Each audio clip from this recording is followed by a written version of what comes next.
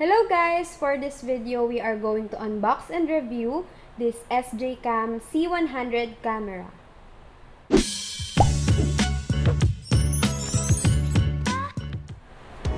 And let's proceed to the visual content of this box. So, sa harap ng box, makikita natin yung iba't ibang variation ng colors, which is madami tayong pagpipilian. Sa gilid, ito, SJCAM logo.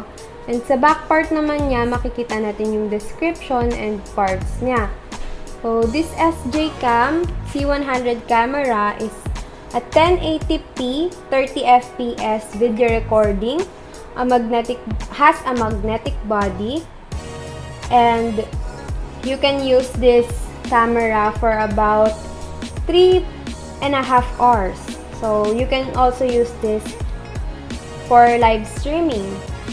And it is a 30-meter water-resistant camera. So, pwede siya sa alinmang anyo ng tubig. So, sabi dito sa baba, you can download the SJCAM app para magamit natin and makonect natin siya sa ating phone. And it is available on App Store and Google Play.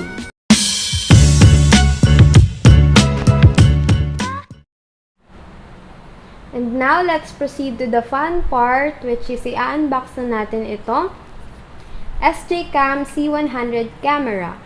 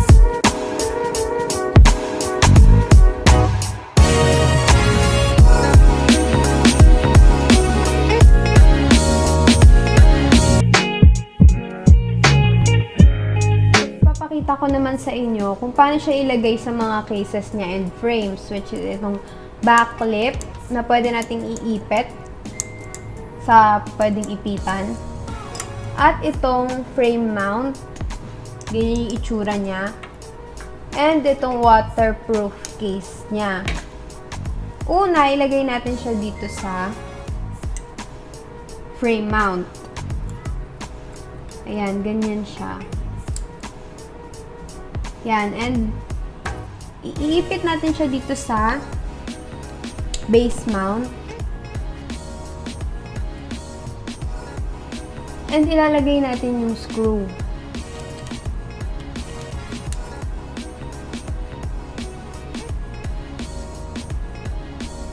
Yan, magiging ganyan na siya. Naman tayo sa may kanyang back clip. Yan, ilagay natin siya. Dito makikita niyo yung arrow. Diyan niyo ilalagay yung bandang camera. Ayan. Hindi na natin kailangan ng base mount kasi di-clip naman siya. Yan, and pag tatanggalin nyo, para safe, iangat nyo tong arrow and i-remove nyo siya. Yan. And the last one is the most exciting, waterproof case na pwede natin siyang isama or pwede tayong mag-record while swimming or underwater. Ganito lang siya ilagay. Siyempre, dapat nakabukas to. And ilagay natin, isakto natin yung camera. Diyan.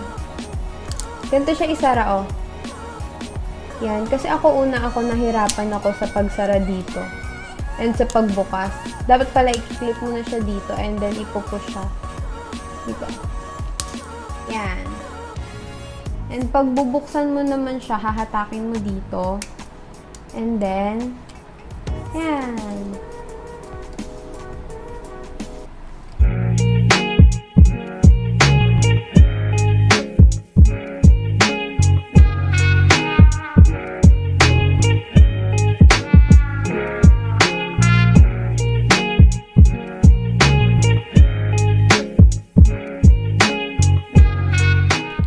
So, ngayon, mag-focus naman tayo sa pinaka-camera and function niya. And, it is made up of plastic, but yung cover ng micro USB port for charger and micro SD slot for SD card is rubber. Ayan, makikita natin yung mga slots and ports. Hindi siya plastic, rubber siya. And it is the main button. Wala nang ibang buttons. It is the microphone. Yan. And ito yung pinaka-camera niya. So, if you want to use it on its own, kung ayaw mong i-connect siya sa phone or sa app, kung gusto mo lang siyang gamitin na siya lang, and to turn it on, pipindutin mo lang ng matagal yung button until mag-vibrate siya. Yan. And meron siyang blue light. Blue yan. Mukha lang purple. Yan. Ibig sabihin yan, naka-start na siya. Pero hindi pa siya nagre-record. Para mag-record siya, pipindutin mo siya ng isa pa. And pag nagfa-flash na yung light niya, nagre-record na yan or it start recording a video. Ayan. Kung gusto mo naman siyang i-switch ng mode to camera, pipindutin mo siya ng 2 beses. Yan, and magva-vibrate ulit siya. Pag nagsiswitch ka ng mode, every switch of modes, nagva-vibrate siya. Ayan, so nagpa-flash yan, pero hindi pa siya kumukuha ng pictures. Para kumuha siya ng pictures continuously, pipindutin mo siya ng isa. Ayan. Nagka-capture na siya tuloy-tuloy. And kung gusto mo namang i-switch ulit siya ng mode or i-stop yung pagpipicture, pipindutin mo lang ulit siya ng isa. Yan, and magva-vibrate ulit siya. Yan. And if you want to turn the Wi-Fi on, you have to press it 3 times. After turning the Wi-Fi on, get your phone and install SJCAM Zone app in your Play Store or any other downloading app to connect the camera into your phone. And after installing, go to the app and ayan yung UI niya or yung itsura niya. Then click connect to the camera. Then if may lumabas na ganyan like on my case, click mo lang yung confirm and lalabas na yan. Hanapin mo yung connection name ng SJCAM, itong C100_7, then click it and enter the password. Included na sa manual yung password na 123456788. If sa manual nyo, ang password is 123456784 and mali, you just need to remove the 4 sa dulo para tumama yung password. Ayan, after connecting, wait for a while and lalabas na yan. You can now monitor your video through your phone while shooting using your SJCAM C100 camera. And to turn the Wi-Fi off, pipindutin mo ulit siya ng 3 times. Ayan.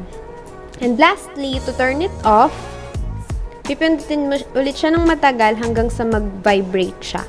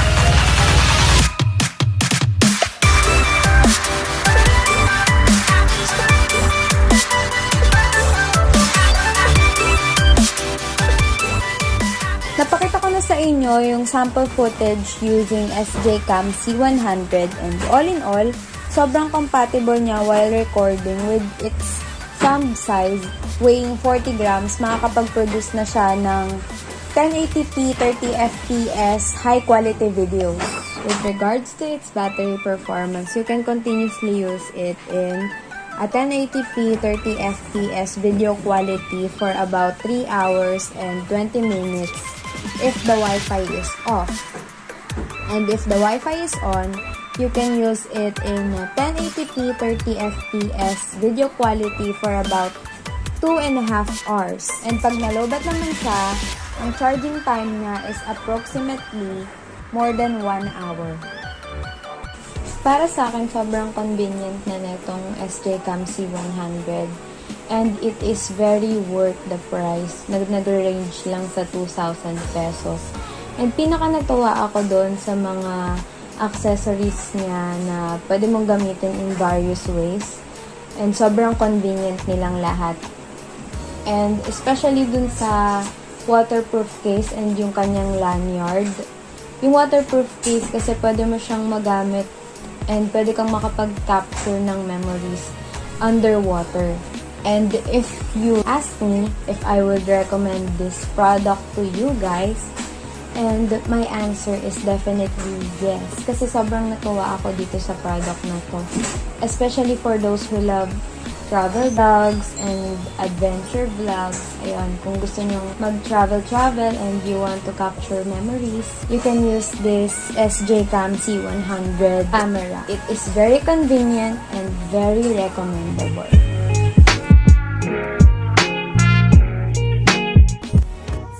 So guys, this will be the end of our video about this SJCAM C100 camera, and kung gusto nyo pa ng iba't ibang unboxing and review videos like this, please like, share, subscribe, and click that bell icon para ma-notify ka pa sa mga susunod nating video. And pwede ka ding mag-share ng iyong mga thoughts and katanungan sa ating comment box below. And yeah, thank you for watching. See you again in our next video.